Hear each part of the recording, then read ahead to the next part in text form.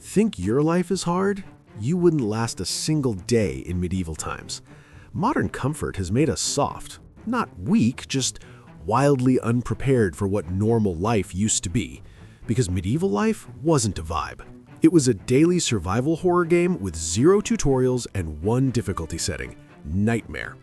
So if you've ever thought, I was born in the wrong era, congratulations, this video exists to cure you. Let's start with the fastest way to ruin your optimism, medieval food. Forget the movie feasts. For most people, there were no endless turkey legs, no overflowing tables, no "my lord, the roast is ready." Regular folks ate meals so bland and questionable, it would make a prison cafeteria look like fine dining. The peasant staple was something called pottage, which is basically a sad, watery soup made from whatever vegetables you had, tossed into a pot and simmered forever. And when I say forever, I mean literally. Same pot, same stew, day after day. New ingredients thrown in, old ingredients never really leaving. It was the medieval version of mystery stew, except the mystery wasn't seasoning. The mystery was whether today's bite included dirt, bugs, or an unpaid visit to the bathroom later. Bread was the other main food. But medieval bread wasn't fluffy, it wasn't soft, it wasn't sliced. It was dense, dark, and often packed with surprises. Because flour was ground between stone wheels, and those wheels chipped.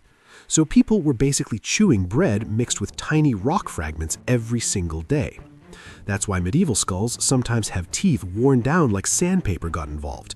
Not because they had amazing dental genes, because their bread was secretly gravel. And then there's the nightmare ingredient you don't want in your bread, ergot. Ergot is a fungus that can grow on rye and cause hallucinations, burning sensations, spasms, and sometimes death. Some historians think ergot poisoning may have fueled mass hysteria and witch hunt panic. Imagine thinking your neighbor is possessed by demons when really your baker just invented bread that makes the whole village see shadows. Now you're thinking, okay, fine, I'll just eat meat. Good luck. Meat was a luxury for most people, and when peasants did get it, it was often questionable. No refrigeration, no sanitary standards, you're eating whatever you've got before it turns into a biological weapon. If you were wealthy, you could drown the taste in spices. If you weren't wealthy, you just held your nose and prayed your intestines would forgive you. And now you're thinking, at least I can drink water. Absolutely not. Water was often a gamble because wells and rivers were regularly contaminated. Human waste, animal waste, runoff, everything ended up in the same places people drank from. So instead, a lot of people drank ale, including kids. Not modern beer, a weaker, small beer that was safer than water because the brewing process helped kill germs. Medieval childhood was basically, here's your soup, your rock bread, and your daily beer. Have fun growing up in Plague Town. And fish? Sure, but usually salted or dried. If you lived inland, fresh fish was a myth. Your fish arrived days or weeks old and smelled like it had already started haunting the village. Your stomach is probably turning, which is perfect because now we have to talk about the bathroom situation. In medieval towns, going to the bathroom wasn't private, it wasn't clean, it wasn't even remotely civilized. Most people used a chamber pot, which is a polite way of saying a bucket you kept under your bed. And once it was full, you emptied it. Where? Sometimes into a cesspit, sometimes into the street, and in many towns, the classic move was to just dump it straight out the window. People would shout a warning, something like, "Look out," and then just launch human waste into the world below. The medieval version of heads up wasn't about falling objects, it was about falling feces. Castles had garderobes, basically a stone seat with a hole that dropped waste down the wall. Imagine being a king living in a fortress ruling thousands of people, and your bathroom is still just a hole with a draft. Toilet paper? Forget it. People used whatever was available. Leaves, moss, scraps of cloth, straw, or, if you were unlucky, the most terrifying option of all, whatever hand was free. And towns smelled exactly like you think they smelled. No garbage collection, trash piled in streets, tanneries used urine and chemicals to process hides. Rivers became open sewers. In London, the Thames got so polluted it was described like a living creature made of stink. And that's just the part where you eat and poop. Now let's talk about work. because medieval life wasn't find your passion. It was work or die. Most people were peasant farmers. They worked land owned by nobles. Their daily routine was simple. Wake up at dawn, work until dusk, collapse, repeat, until your body gives up. Plowing was done with wooden tools pulled by oxen. Planting was by hand. Harvesting was with basic sickles. During harvest season, peasants could work 16-hour days. And for what? Barely enough to survive. Records suggest a farm worker could burn over 4,000 calories a day from sheer physical labor, while eating a diet that was mostly watery soup and rock bread. Medieval people didn't need gyms. They needed a nap and a miracle. Trades weren't much better. Blacksmiths worked in smoke-filled forges, breathing toxic fumes and risking burns and eye injuries.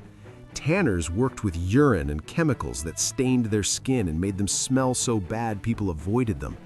There were jobs like Pure Finder, which involved collecting dog poop to sell to tanners. And apprenticeships started young, like age 7. Imagine being 7 years old and your career path is move in with a stranger, work 6 days a week for years, and hope you don't die of infection before you become a journeyman. Medieval career counseling was basically, can you lift heavy things? Great, farmer. Can't lift heavy things? Also farmer, but sadder. And with poor nutrition and nonstop work, your body wore down fast. Which brings us to the next horror, medicine. Medieval healthcare was like if someone combined superstition, guesswork, and torture and called it science. They didn't understand germs. They believed illness came from bad air or an imbalance of the 4 humors: blood, phlegm, yellow bile, black bile. Got a fever? Time to bleed you. Bloodletting was the medieval solution to everything. The logic was basically, you're sick, therefore you have too much blood. Let's remove some and see what happens. Leeches were also popular. Some texts recommended dozens at once. Mercury was prescribed for certain conditions. Yes, the poison. Their prescription labels would just read, side effects include dying faster. Child mortality was brutal. A huge percentage of kids didn't make it to age 5. Life expectancy was often around 30 to 40, not because people instantly died at 40, but because so many never made it past childhood. And then there's the plague. In the mid-1300s, the Black Death killed an enormous chunk of Europe. Entire towns were wiped out. Imagine waking up and half the people you know are gone in weeks. Modern you would Google symptoms and call a doctor. Medieval you would get leeches and a prayer. Even dental problems were a nightmare. No proper toothbrushes, tooth decay everywhere. If your tooth hurt, the dentist was basically just a guy with tools waiting until someone screamed loud enough to find them. Now, if you somehow survive medieval food, sanitation, labor, and medicine, you still have to survive medieval law. And medieval justice was not justice. It was chaos with paperwork. Laws varied from place to place. What was legal in one town could get you tortured in another, and there wasn't exactly a handy pamphlet explaining the rules. Innocent until proven guilty? Not a thing. If you were accused, you were basically presumed guilty and then forced to prove innocence through methods that make no sense. Trial by ordeal was common. One method, carry a red-hot iron bar. If your burns healed cleanly after a few days, you were innocent. If they got infected, something almost guaranteed, you were guilty. So, your innocence depended on whether medieval wound care worked, which it didn't. Trial by water was even insaner. You're tied up and thrown into water. If you sink, you're innocent, but you might drown. If you float, you're guilty and executed. It's a no-win game where the prize is suffering. Punishments were savage and public. Stocks, whippings, maiming, execution. Public executions were entertainment. People showed up like it was a festival. Food, drinks, crowds cheering. Because when you don't have Netflix, apparently the next best thing is watching someone get annihilated in the town square. Prisons weren't long-term punishment. They were holding pens. Dark, overcrowded, and filthy. You weren't fed by the state. If your family didn't bring food, you starved. And torture wasn't rare. It was a tool. The rack. thumbscrews, devices designed to produce confessions whether true or not. Medieval law wasn't fair. It was confess, suffer, and then suffer anyway. And just when you think it can't get worse, welcome to medieval warfare. Forget movie battles with perfect formations and heroic duels. Real medieval combat was chaotic, brutal, and unbelievably lethal. Wars happened constantly. The 100 Years' War lasted over a century of on and off conflict. People lived their whole lives under the shadow of war. Armor? Only the wealthiest knights could afford full plate. Most soldiers wore padded cloth, maybe with a few metal pieces if they were lucky. Weapons? Swords were expensive. Common soldiers used spears, axes, and tools repurposed for killing. And the scariest weapon on many battlefields wasn't the sword, it was the longbow. A powerful longbow could punch through armor at close range. English archers trained from childhood. The physical strain was so intense it could literally deform skeletons over time. Battles were slaughterhouses, and even if you survived a wound, infection often finished the job later. But for peasants, the worst part of war wasn't even the battles. It was the armies passing through. Medieval armies lived off the land, which means they stole food, slaughtered livestock, burned crops, and wrecked villages. Civilians got crushed between sides. Support our troops in medieval times meant, please don't burn my house and take our winter food. Sieges were especially horrific. Cities trapped behind walls faced slow starvation. People ate rats, cats, and worse when food ran out. Disease spread like wildfire in crowded conditions. And as if all of that wasn't enough, daily life itself was miserable. The smell hit first. Human waste, rotting food, smoke, animals, dirty bodies, chemicals from trades, everything mixed into one constant fog of stench. Hygiene was limited.